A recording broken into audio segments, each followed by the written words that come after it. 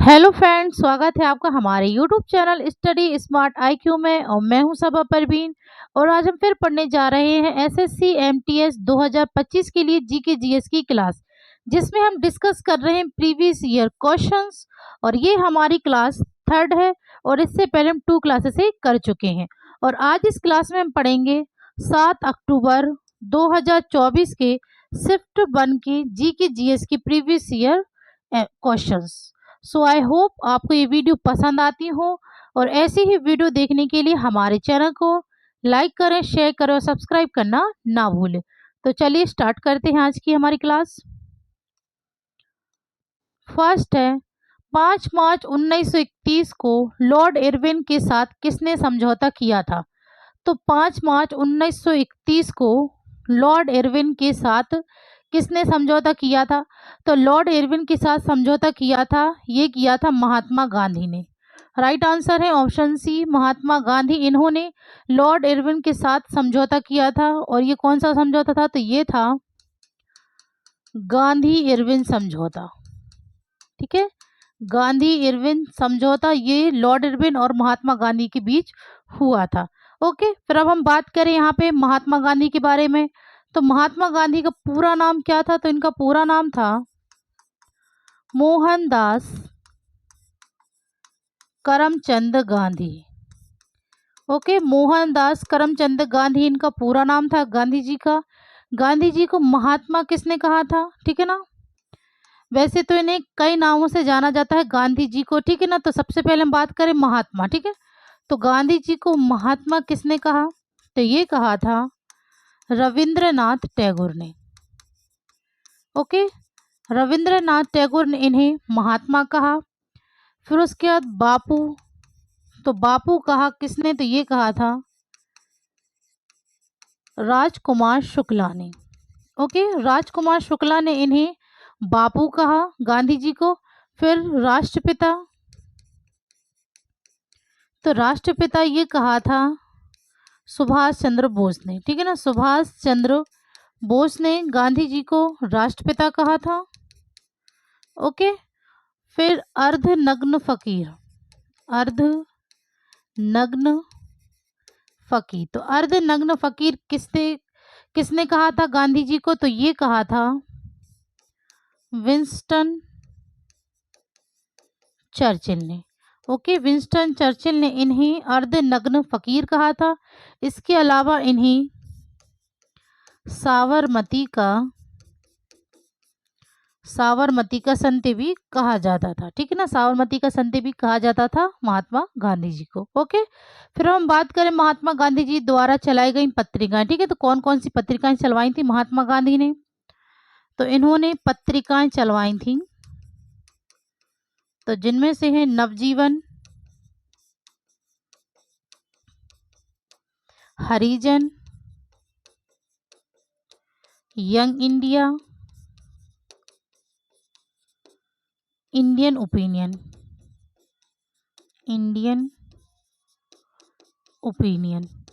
ठीक है, ये पत्रिकाएं चलवाई थी महात्मा गांधी जी ने।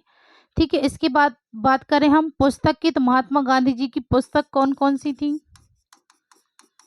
तो इनकी पुस्तक जिनमें हिंद स्वराज,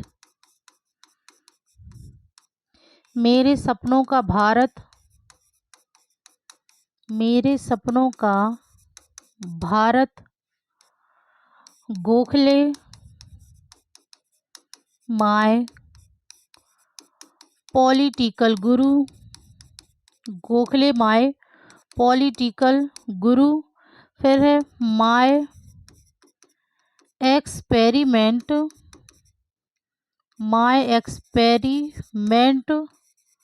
विथ ट्रुथ। ठीक है, तो ये कुछ पुस्तकें हैं महात्मा गांधी जी की। ठीक है ना, हिंद स्वराज, गोखले माय पॉलिटिकल गुरु, मेरे सपनों का भारत और माय एक्सपेरिमेंट विथ ट्रुथ। ठीक है, फिर बात करें महात्मा गांधी जी ने कौन कौन से आंदोलन किए, तो आंदोलन की बात करें तो इन्होंने अपना सबसे पहला आंदोलन कौन सा किया था? तो ये था चंपारण सत्याग्रह। ठीक है, चंपारण सत्याग्रह ये कब किया था? तो ये हुआ था 1917 में। ठीक है, चंपारण सत्याग्रह 1917 में। फिर उसके बाद खेड़ा सत्याग्रह 1918 में। फिर है रॉलेट सत्याग्रह, रॉलेट सत्याग्रह 1919 में। फिर है असहयोग आंदोलन, असहयोग आंदोलन ये हुआ 1920 में। फिर उसके बाद सविनय अवज्ञा आंदोलन, तो ये हुआ था 1930 में। फिर उसके बाद भारत छोड़ो आंदोलन, तो भारत छोड़ो आंदोलन ये हुआ था 1942 में। ठीक है, तो ये जो आंदोलन ये महात्मा गांधी जी द्वारा किए गए थे। ठीक है, फिर महात्मा गांधी के राजनीतिक गुरु, तो महात्मा गांधी के राजनीतिक गुरु कौन थे? तो इनके राजनीतिक गुरु थे गोपाल कृष्ण गोखले। ठीक है, गोपाल कृष्ण गोखले ये महात्मा गांधी के राजनीतिक गुरु थे। ठीक है, फिर अब हम बात करें B.R. अम्बेडकर के बारे में। ठीक है, एक मिनट में पेन चेंज कर लूँ। ठीक है, तो B.R. अम्बेडकर के बारे में बात करें तो B.R. अम्बेडकर सबसे पहले इन्हें बाबा साहेब के नाम से भी जाना जाता है। ठीक है, बाबा साहेब के नाम से इन्हें जाना जाता है, डॉक्टर B.R. अम्बेडकर को। Doctor B.R. अम्बेडकर यह प्रारूप और मसौदा समिति के अध्यक्ष थे। ठीक है, प्रारूप और मसौदा समिति के अध्यक्ष थे। ठीक है, डॉक्टर B.R. अम्बेडकर यह भारत के पहले कानून एवं न्याय मंत्री थे। ठीक है ना, भारत के पहले कानून एवं न्याय मंत्री थे डॉक्टर B.R. अम्बेडकर। ठीक है, फिर बात करें हम सुभाष चंद्र बोस की, तो सुभाष चंद्र बोस इन्हें नेताजी के नाम से भी जाना जाता है। ओके, और इन्होंने आज़ाद हिंद फौज का पुनः गठन किया था। ओके, आज़ाद हिंद फौज का पुनः गठन किया था सुभाष चंद्र बोस ने। ठीक है, आज़ाद हिंद फौज का पुनः गठन किया था और इन्होंने जय हिंद का नारा भी दिया था। ठीक है ना, जय हिंद का नारा भी दिया था जो कि आज एक राष्ट्रीय नारा बन गया है। ठीक है, फिर बात करें जवाहरलाल नेहरू, तो जवाहरलाल नेहरू इन्हें चाचा नेहरू के नाम से भी जाना जाता है। ठीक है, चाचा नेहरू के नाम से भी इन्हें जाना जाता है और ये भारत के पहले प्रधानमंत्री थे। ठीक है ना, भारत के पहले प्रधानमंत्री थे और सबसे लंबा कार्यकाल इनका ही रहा था जवाहरलाल नेहरू का।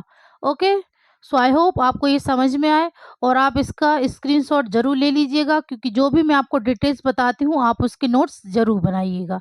ठीक है, तो अब हम नेक्स्ट करते हैं। नेक्स्ट है माई कंट्री माई लाइफ किसकी आत्मकथा है? तो माई कंट्री माई लाइफ ये किसकी आत्मकथा है? तो ये आत्मकथा है लाल कृष्ण आडवाणी की। Right answer option D, Lal Krishna Advani की यह आत्मकथा है माई कंट्री माई लाइफ। ठीक है, फिर बात करें खुशवंत सिंह की आत्मकथा, तो इनकी आत्मकथा है truth and uh little malice. ठीक है, truth and uh little malice ये खुशवंत सिंह की आत्मकथा है। फिर मनमोहन सिंह की आत्मकथा, तो इनकी आत्मकथा है चेंजिंग इंडिया। ठीक है, चेंजिंग इंडिया ये इनकी आत्मकथा है मनमोहन सिंह की। फिर नटवर सिंह की आत्मकथा, तो नटवर सिंह की आत्मकथा है one life is not enough. ठीक है, ये है नटवर सिंह की आत्मकथा one life is not enough. Khushwant Singh की truth and a little malice और मनमोहन सिंह की है चेंजिंग इंडिया। ओके, चलिए अब हम नेक्स्ट करते हैं। नेक्स्ट है 2011 की जनगणना के अनुसार भारत का लिंगानुपात क्या है? तो 2011 की जनगणना के अनुसार भारत का लिंगानुपात 950, 998, 943 या 933। तो 2011 की जनगणना के अनुसार भारत का लिंगानुपात ये है 943। राइट आंसर है ऑप्शन सी 943। चलिए नेक्स्ट करते हैं। नेक्स्ट है कला मंडलम कृष्ण नायर निम्नलिखित में से किस भारतीय शास्त्रीय नृत्य शैली से जुड़े हुए थे? तो कलामंडलम, कृष्ण नारायण, यह किस भारतीय शास्त्रीय नृत्य शैली से जुड़े हुए थे? कथकली, कुचिपुड़ी, भरतनाट्यम या मोहिनीअट्टम? तो ये किस शास्त्रीय नृत्य शैली से जुड़े थे? कलामंडलम, कृष्ण अय्यर, तो ये जुड़े थे कथकली से। ओके, राइट आंसर है ऑप्शन ए कथकली। कथकली ये कहाँ का शास्त्रीय नृत्य है? तो यह शास्त्रीय नृत्य है केरल का। ठीक है, कथकली केरल का शास्त्रीय नृत्य है। कुचिपुड़ी यह आंध्र प्रदेश का शास्त्रीय नृत्य है। भरतनाट्यम यह तमिलनाडु का शास्त्रीय नृत्य है। और मोहिनीअट्टम, भरतनाट्यम यहाँ होना था माँ, ठीक है ना, तो मोहिनीअट्टम तो ये भी है केरल का। ठीक है, तो केरल के दो शास्त्रीय नृत्य हैं, मोहिनीअट्टम और कथकली। ठीक है, फिर इसके अलावा 4 और, क्योंकि कितने शास्त्रीय नृत्य, तो 8 शास्त्रीय नृत्य हैं। ठीक है ना, 8 शास्त्रीय नृत्य हैं, जिनमें से कथकली केरल का, कुचिपुड़ी आंध्र प्रदेश, भरतनाट्यम तमिलनाडु, मोहिनीअट्टम केरल। इसके अलावा कथक उत्तर प्रदेश,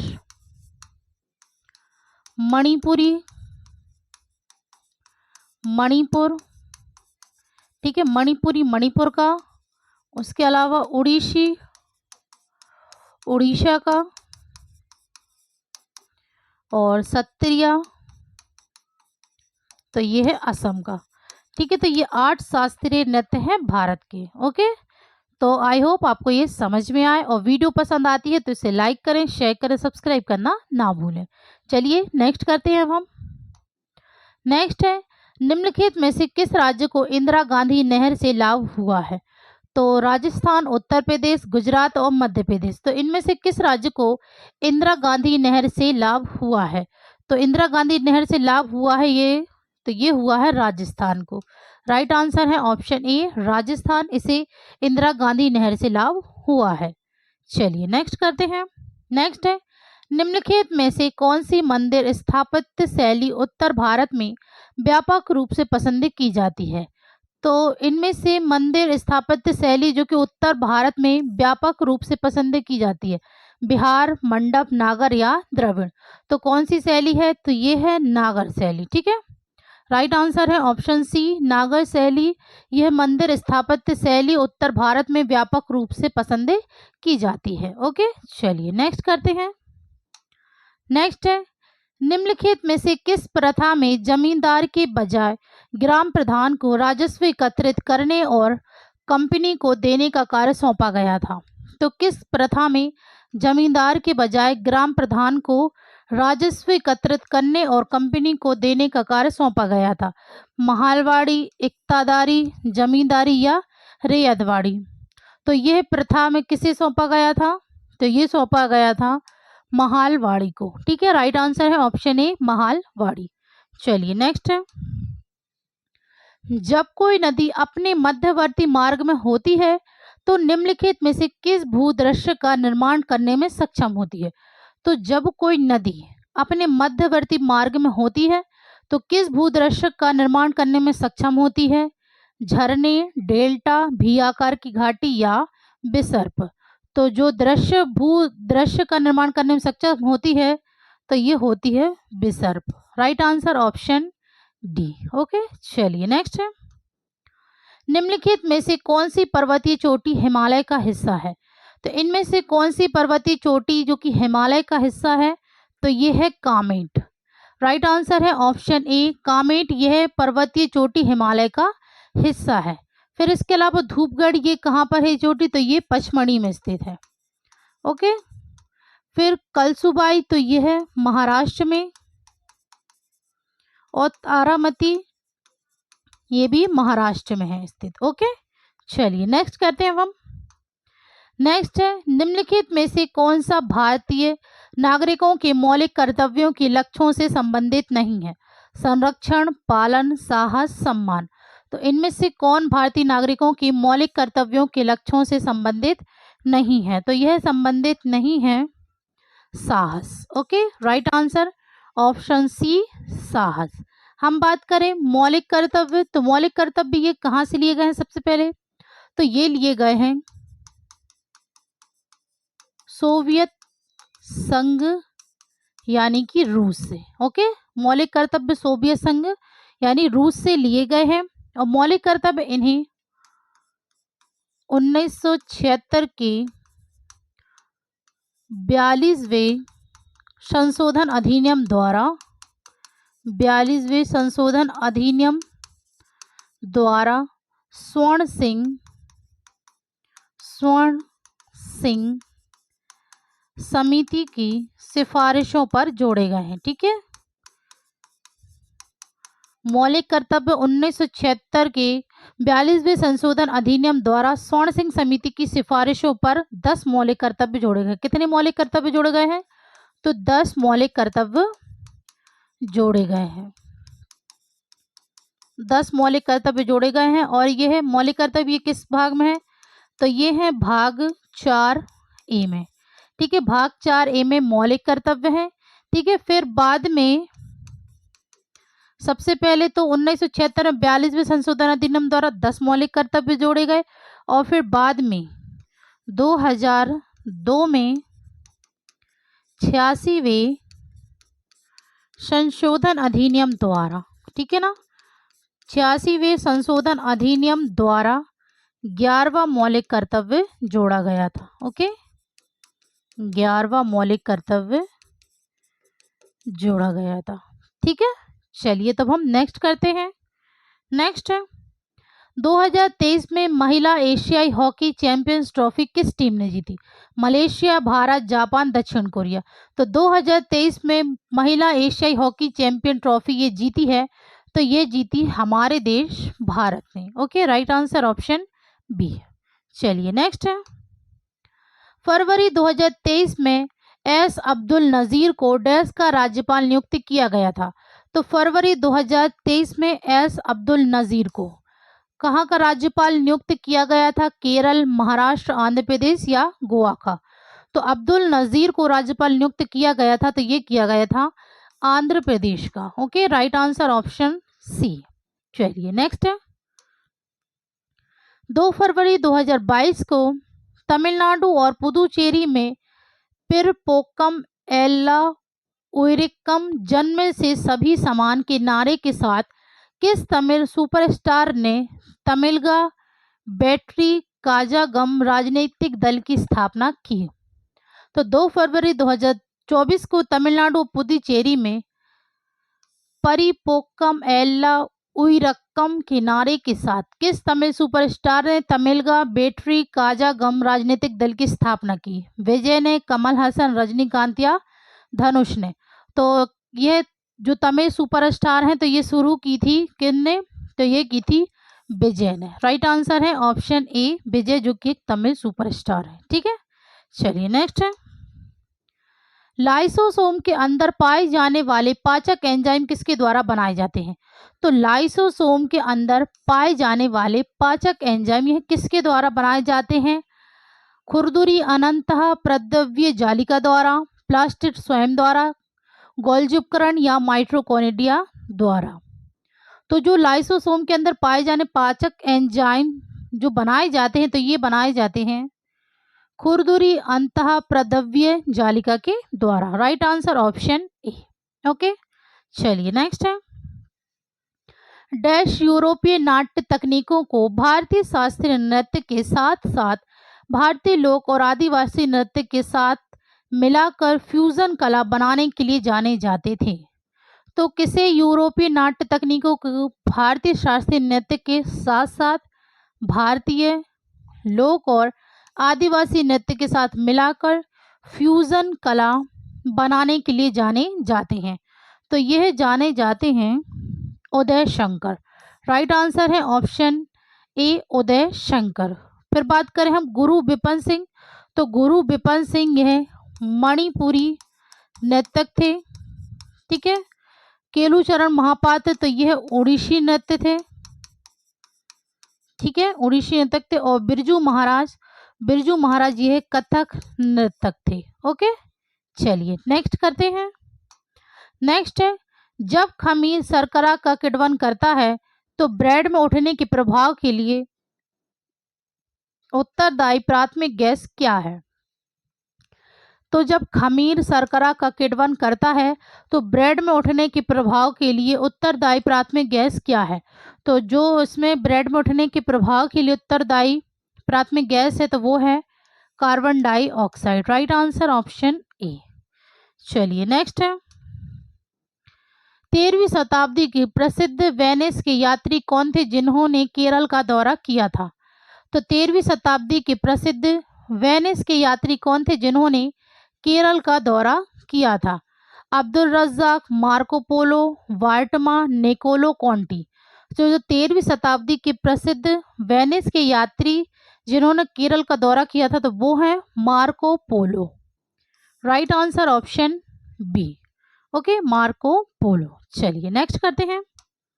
नेक्स्ट है, नगद आरक्षित अनुपात क्या है?